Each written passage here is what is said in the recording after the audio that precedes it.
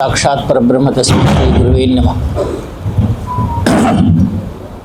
परम पूज्य सद्गुरुदेव स्वामी अखिलेशानंद जी के चरणों में प्रणाम करता हुआ, सिद्धेश्वरी माता जी के चरणों में प्रणाम करता हुआ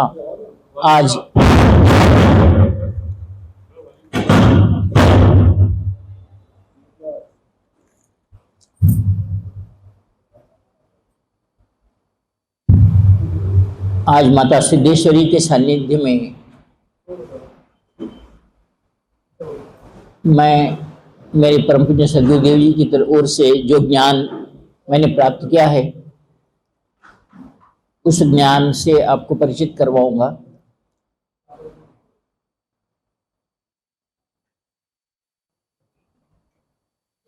जहाँ तक मुझे ज्ञान प्राप्त है, गिरनार पर्वत भगवान दत्तात्रेय जी का एवं नाथ संप्रदाय के योगियों का स्थान रहा है। नाथ संप्रदाय के योगियों में नाथ संप्रदाय के प्रथम गुरु दत्तात्रेय भगवान ही कहलाते हैं। और जितने भी नाथ संप्रदाय के लोग हैं वो अपने गुरुदर्शन के लिए यहाँ से ही, यानी जैसे आप कहते हैं पाटन या कहीं गिरनार पर्वत तक उस जमाने में जाते थे, ऐसा परम पूज्य सद्गुरुदेव जी का कहना है। और वे वहाँ जाकर दत्तात्रेय जी के पास रहकर आज भी गोरखनाथ की धुनी हम देखते हैं कि भगवान गिरनार पर्वत पर है। मैंने वहाँ भी साधना संपन्न की है और गिरनार पर्वत पर इससे पहले भी 2-3 बार आके गया हूँ। जब हमारे मुफत भाई पटेल ने, आज नहीं, ये कम से कम हमारा प्रोग्राम 2 साल से बन रहा है कि मैं यहाँ सिद्धेश्वरी मंदिर आऊँ और वो आज संपन्न हुआ कि यहाँ आने की। मुझे सिद्धेश्वरी माता के बारे में जानने के लिए बहुत क्रियाएं करनी पड़ी और मैंने जब पाया कि मच्छिंद्रनाथ जी जो गिरनार पर्वत गए थे और माता अम्बा जी का दर्शन लिए और अपने शिष्यों के साथ निकले, तो आते आते वो पाटन तक आए। आने के बाद पता चला कि वहाँ एक तांत्रिक रहता था जो काली का उपासक था। उसने काली अस्त्र की स्थापना की थी। वो कहता था कि मेरे को बिना बोले यहाँ से कोई आगे नहीं जा सकता और सभी को सताता था, ऐसा एक इतिहास कहता है। तब नाथ संप्रदाय के मच्छिंद्रनाथ जी ने वहाँ प्रवेश किया और कहा कि ये तेरा तो अत्याचार है लोगों के ऊपर, तो ऐसा क्यों सताता है ये लोगों को। तो उसने कहा तू कौन होता है, मेरे में काली अस्त्र मेरे पास है, मेरे को कोई बिगाड़ नहीं सकता, ये पूरा एरिया मेरा है, यहाँ दूसरा कोई आ नहीं सकता। तब मच्छिंद्रनाथ ने कहा अच्छा ये बात है, तो आज देखते हैं तू कहाँ तक इस तेरे काली अस्त्र को लेकर कहता है।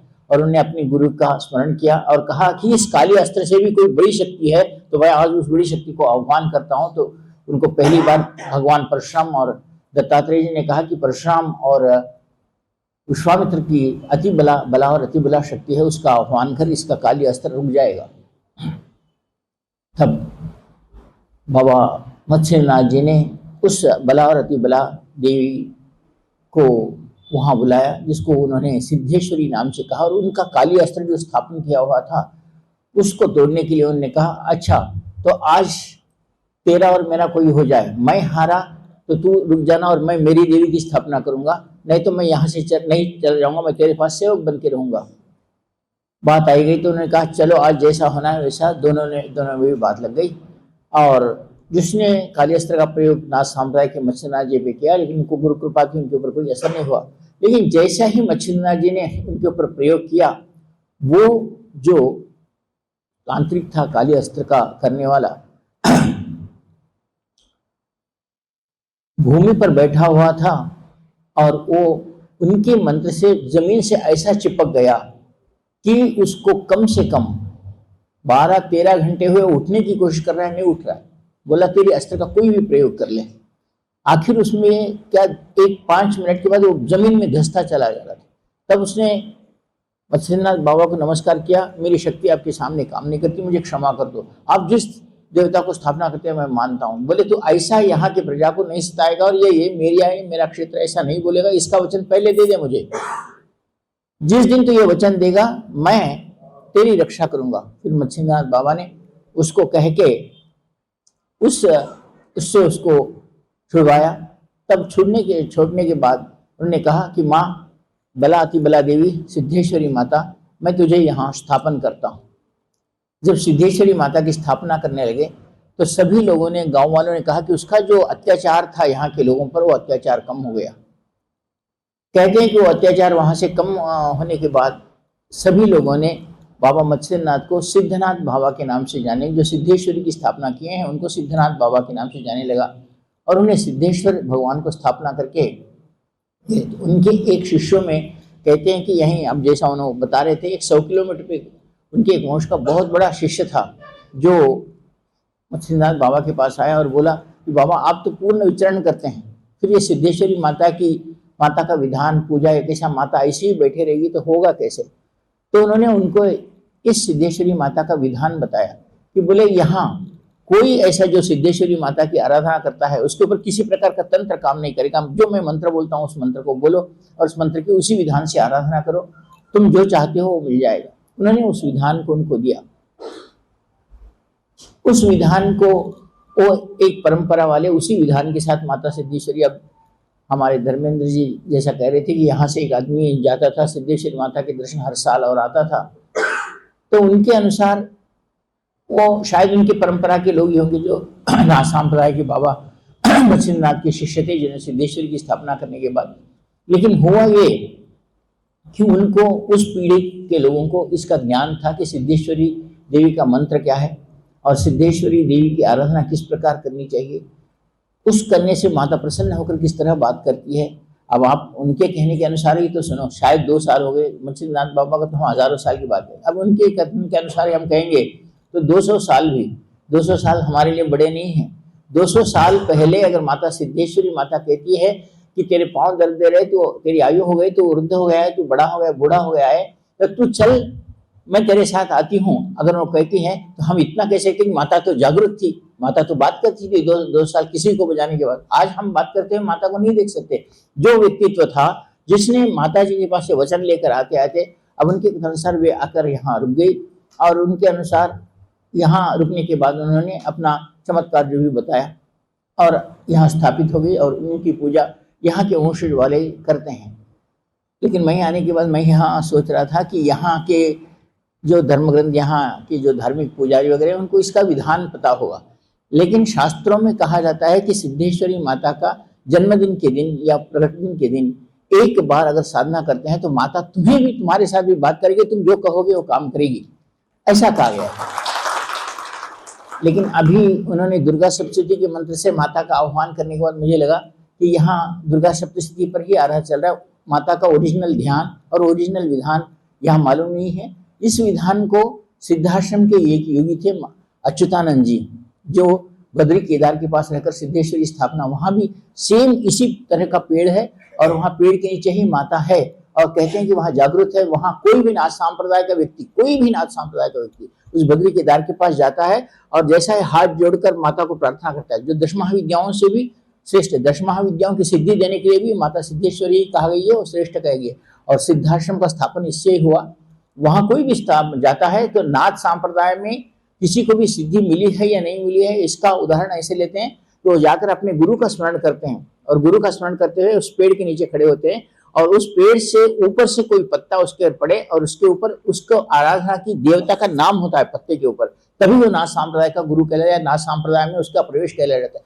तब तक आजकल के जो लोग हैं मैं उससे नाथ संप्रदाय कहते, लेकिन अगर आप नवनाथ भक्तिसार नाम का एक पुस्तक है उसमें पढ़ें तो उसमें यह कहा गया है कि वहां उस बद्रीनाथ के पास सिद्धेश्वरी माता के मंदिर में ऐसे वृक्ष के पास जो भी नाथ संप्रदाय में प्रवेश करना चाहता है, पहले नवनाथ भी, पक्षनाथ भी, ये लोग भी उसी पेड़ को सृष्टि करते हैं। वहां के पत्ते अपने हाथ में लेने के बाद ही वो अपने बबूत वगैरह देकर लोगों का ट्रीटमेंट करते थे, लोगों को अच्छा करते थे। तो आज भी वो वृक्ष वहां है, वैसा ही वृक्ष आज हमने यहाँ देखा। मुझे बहुत प्रसन्नता हुई कि वो एक परंपरा चलती हुई आ रही। लेकिन माता सिद्धेश्वरी की आराधना, माता सिद्धेश्वरी का ध्यान, माता सिद्धेश्वरी किस रूप में है, उसके हाथ में कौन से अस्त्र शस्त्र है, वो किस प्रकार बैठी हुई है, उसको क्या पसंद है, हम देखते हैं। हर देवता की आराधना करते समय अगर हम उनके पसंद का काम करते हैं तो वो देवता बहुत जल्दी प्रसन्न होते हैं। ऐसे जैसे गणेश जी है, उनको दुर्वांकुर ही चढ़ाना, दुर्वा चढ़ाना, शिव जी है उनको बिल्वपत्र ही चढ़ाना, माता को लाल फूल ही चढ़ाना, जैसे हम विष्णु भगवान को तुलसी चढ़ाई, क्यों? ये उनके पसंद की चीज है। अगर तुम उनकी पसंद की चीज उन्हें देते हो तो तुम्हारी पसंद की, उन्हें पसंद नहीं है ऐसा काम तुम करते हो तो वो तो तुम्हारे पर रुष्ट हो जाएंगे। तो हमें ये पता चलाना है कि सिद्धेश्वरी माता को क्या पसंद था, और ये कौन जानते थे कि माता सिद्धेश्वरी को क्या पसंद है, और उनको देने के बाद हम उनकी प्रसन्नता को प्राप्त कर सकते हैं। मैं सभी को यही बात बोलता हूँ, ज्यादा करके बोलने का मेरा यही कर्तव्य होता था सभी गुरु ब्राह्मण से। हम लोग देखते हैं, मैं किसी को दोष नहीं देता, लेकिन हम ब्राह्मणों के पास जाते हैं, गुरु मेरे ग्रह अच्छे नहीं हैं, मेरे वो अच्छे नहीं है, तो ब्राह्मण बोल देता है तुम ऐसा करो, तुम लक्ष्मी साधना करो, लक्ष्मी या गणपति की साधना या ये साधना करो, तुम्हारा काम हो जाएगा, तुम्हारे लक्ष्मी आ जाएगी। हम गुरु जी का कहना भी था, मेरा भी कहना है, अगर उस व्यक्ति, उस यजमान के घर, उस यजमान के घर जाकर तुम पूजा करते हो और उसको ग्रह देखकर उसको लक्ष्मी की साधना करते हो, और अगर तुम वैसे ही चले जा रहे हो, तुम्हें वो आदमी दक्षिणा देने दे, मैं पूजा किया दक्षिणा दे बोलता, उससे लक्ष्मी प्रसन्न करने के लिए तू जाता है, तेरे घर में लक्ष्मी क्यों नहीं प्रसन्न कर लेता? पहले अगर तेरे घर में प्रसन्न कर लेता तो ये विषय ही नहीं आता ना। तो इस प्रकार हम सिद्धेश्वरी माता को यहाँ देख रहे। मैं तो चाहता हूँ कि हर एक आदमी सिद्ध हो, जो माता किसी देवता के पास पूजा करता है वो सिद्ध हो, उसके पास सिद्धि प्रदान हो, और उसके ऊपर कोई उंगली उठाने का कार्य नहीं करे। आज हैदराबाद में निखिल चेतना केंद्र हैदराबाद की स्थापना 24 साल 25 साल पहले किया हूँ। एक ही उद्देश्य लेकर किया हूँ कि मैं असमर्थ ना कहलाऊं, गुरुजी मैं आपका शिष्य हूं तो समर्थ कहलाऊं। यहाँ मैंने इस संसार में गरीबी देखी। आजकल हम कहीं भी जाते हैं तो आप भगवान के मंदिरों से लेकर गुरुओं तक भी, पहले आपको सामने हुंडी दिखेगी, उसमें पैसा डालो या टिकट करो, नारियल फोड़ने के लिए टिकट, दर्शन के लिए टिकट, खाना खाने के लिए टिकट, ये सारी चीजें हैं। किसी गुरु के पास जाओ तो बिना टिकट के। तो क्या गरीबों के लिए भगवान नहीं है? उसकी भावनाओं को देखने वाला नहीं है? मैं ये चाहता हूँ, परम पूज्य सदगुरुदेव से पूछा था कि प्रभु आजकल भगवान गरीबों के लिए है ही नहीं। वो किसी मंदिर में प्रवेश नहीं कर सकता, न खाना खा सकता है, न बैठ सकता है, न कुछ। आप अभी मैं महाराज को नहीं कहता, लेकिन एक परंपरा बोल, मैं अगर कहूँ मैं सिद्धेश्वरी माता के मंदिर में रात में बैठकर एक साधना है, मैं पूर्णिमा के दिन करना चाहता हूँ, तो यहाँ के पुजारी क्या बोलेंगे? रात में मंदिर बंद हो जाता है, माता सो जाती है, चल जाओ। अरे माता सो गई तो हम लोग कैसे जागृत रहते हैं? माता तो सोती ही नहीं। हमारे कोई बैठने देगा क्या? रात में आकर मैं बैठता हूँ, क्योंकि वो लोग एक अपना दायरा बना लिए है।